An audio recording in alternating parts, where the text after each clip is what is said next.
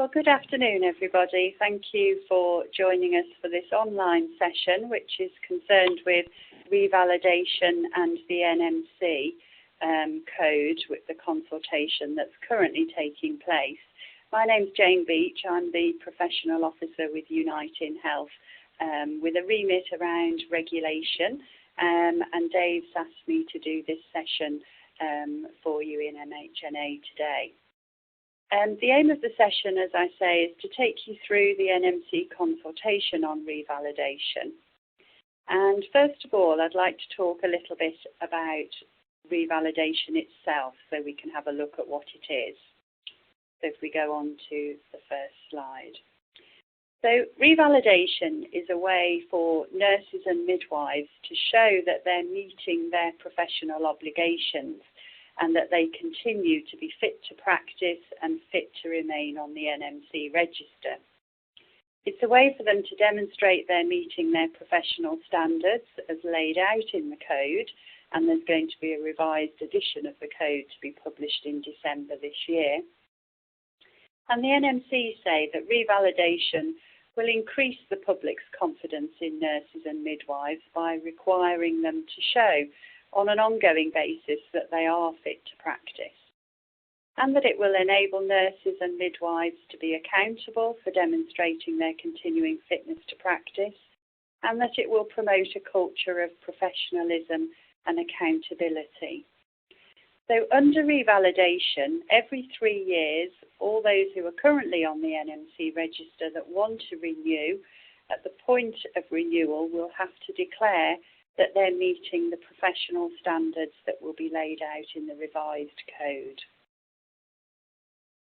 If we go on to look at why revalidation is being introduced, the other healthcare regulators and the other healthcare professionals, such as doctors, previously didn't have a requirement to demonstrate they were up to date once they'd qualified. And post-shipment, as I'm sure you'll all remember, there were calls for this kind of process to become mandatory, that doctors in particular would have to show that they were up to date on a regular basis. As nurses and midwives, we already had PrEP in place, which was post-registration education and practice.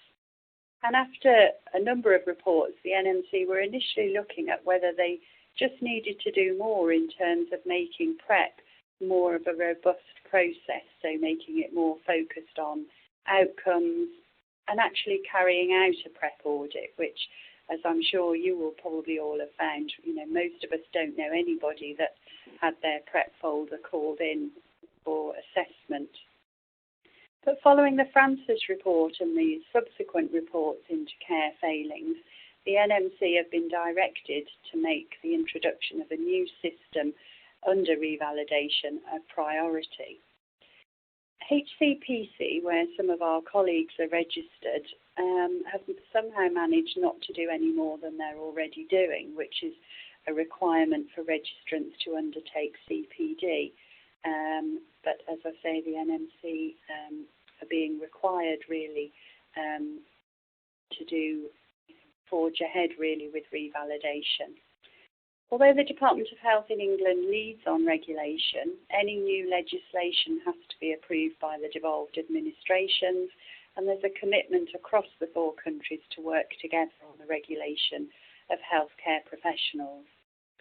So revalidation is being introduced because the NMC say the public already have an expectation that nurses and midwives are up to date and fit to practice. The Department of Health in England, as I say, and the Professional Standards Authority have required the NMC to introduce revalidation.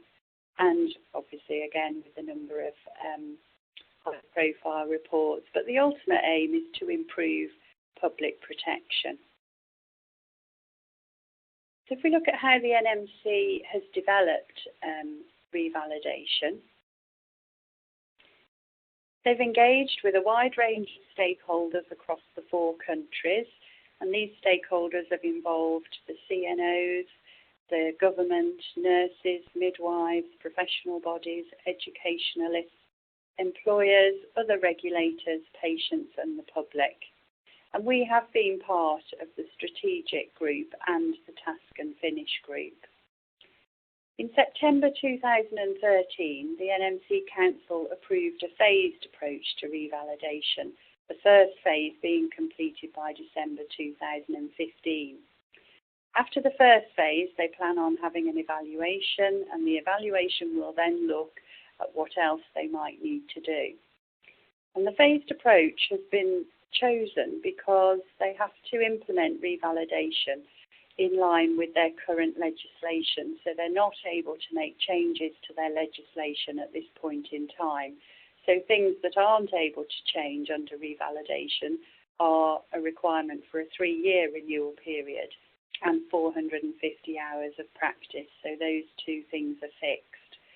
The first phase, as I say, we're in the consultation process now. The first phase will begin in 2015. So all those who re-register after that date will have to revalidate.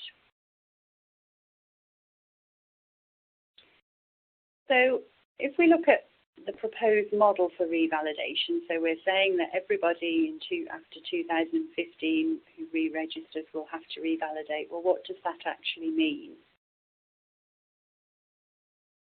Every 3 years on renewal of registration, as I said previously, you'll be required to confirm that you continue to be fit to practice by meeting the requirements of the new code.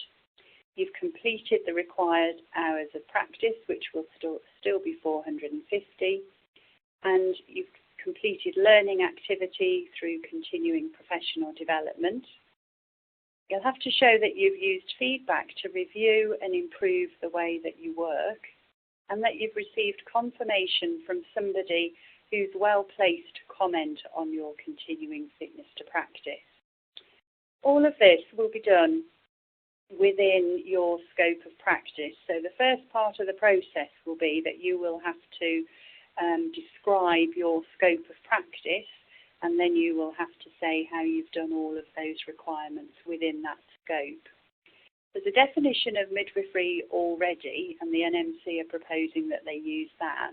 But this consultation proposes a definition of nursing. We'll maybe talk a little bit more about that. But it's really important to look at that definition and see whether you think that describes your scope of practice as a mental health practitioner. Obviously, we have our views around that.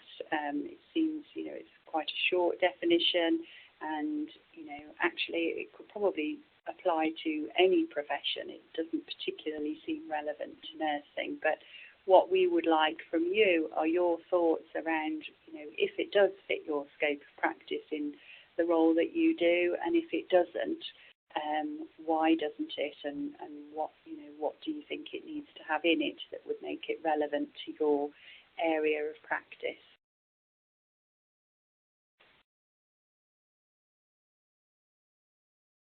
So if we go on to have a look at the consultation, the NMC have launched part 1 of a 2-part consultation. So part 1, which is what we're dealing with now, is concerned with the suggested model of revalidation and how it can be applied in practice to different practice settings and different scopes of practice. And this runs from January, the whole process runs to July 2014, but the initial online consultation, the survey, actually closes on the 31st of March. Part 2 will come after March, and that will be on the content of the revised code. So they will actually, based on some of the feedback they get in what we're doing now, will help them to put a revised code together, and then part 2 will actually be on the draft revised code, and also on guidance that they might need for revalidation to go a bit more smoothly.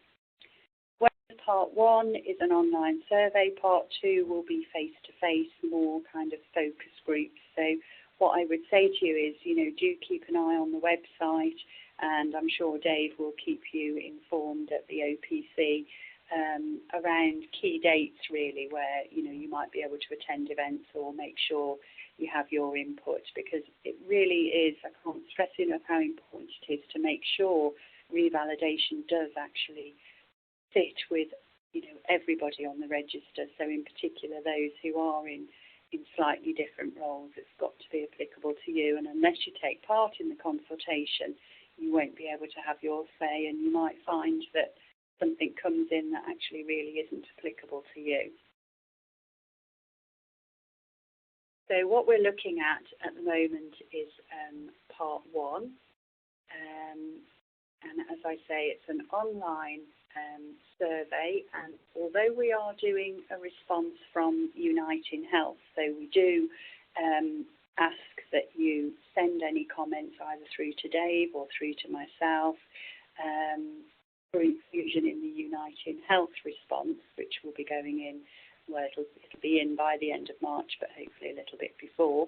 But also we would encourage you as individuals to do your own response online, because some of the questions you do need to respond as an individual. So they very much focus on, do people have appraisals, and, who should actually, who should be involved in third-party feedback, who is it appropriate to get feedback on your practice from, who should sign you off as being fit to remain on the register. So those kind of issues really are best done from individuals, because then the NMC can get more of an idea around the scope of practice. It takes probably about 10 minutes to do. I've done it, and it does take 10 minutes. Most of them are, choices to make. Some of them do have particular sections for writing a little bit more detail. But even having done that, it takes, although there seems to be quite a lot of questions, it takes about 10 minutes. So I would really strongly advise you to do that. And thank you. As I say, any questions, any comments, please either email Dave or myself. But thank you very much for listening, and we will keep you informed as we're going along the process.